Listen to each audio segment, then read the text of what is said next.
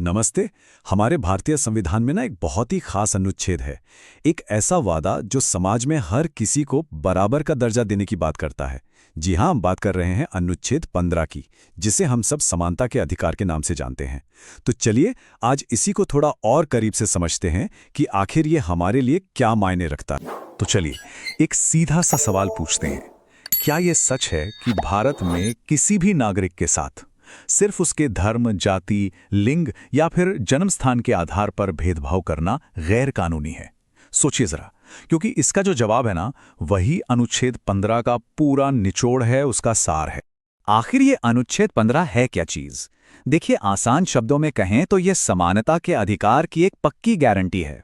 ये एकदम साफ साफ कहता है कि अब राज्य से मतलब है सरकार, चाहे वो केंद्र की हो या राज्य की, और जितनी भी सरकारी संस्थाएं हैं वो किसी भी नागरिक के साथ कुछ खास वजहों से भेदभाव बिल्कुल नहीं कर सकती।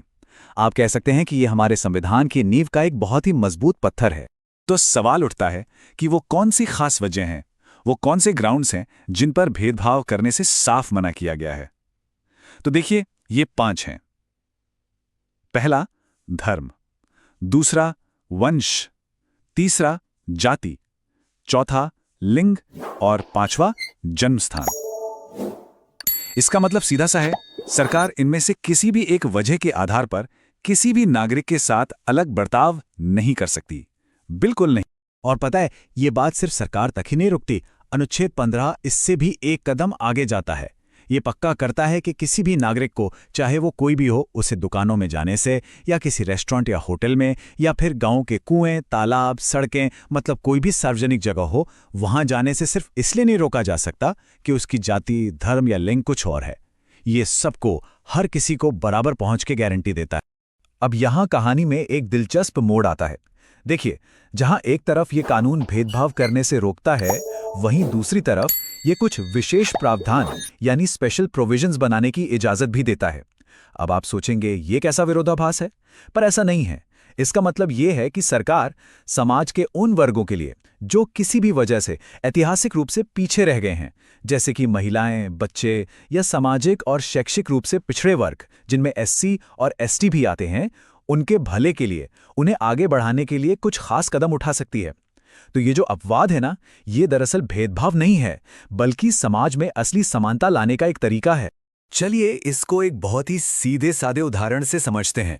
मान लीजिए कोई व्यक्ति एक होटल में जाता है और उसे सिर्फ उसकी जाति या धर्म पूछकर अंदर आने से मना कर दिया जाता है। तो ये क्या हुआ? ये हुआ अनुच्छेद 15 का सीधा सीधा उल्लंघन।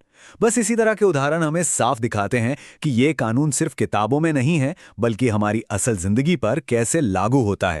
अच्छा, जो लोग परीक्षाओं की तैयारी कर रहे हैं, उनके लिए तो ये एक बहुत ही जरूरी सवाल है जो अक्सर पूछा जाता है। सवाल ये है कि अनुच्छेद 15 आखिर किस मौलिक अधिकार यानी फंडामेंटल राइट का हिस्सा है। ये जानना इसलिए भी जरूरी है क्योंकि इससे हमें पूरे संविधान का जो बड़ा ढांचा है ना, उसे समझने में मदद मिलती है।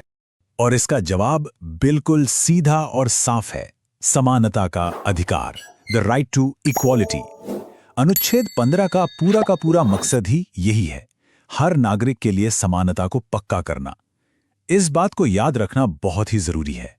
तो इन सब बातों के बाद आखिर में एक सवाल जरूर उठता है कि आज के समाज के लिए इस मौलिक अधिकार का असली मतलब क्या है? क्या यह सिर्फ एक कानूनी नियम है जो किताबों में लिखा है? नहीं, ये उससे कहीं ज्यादा है।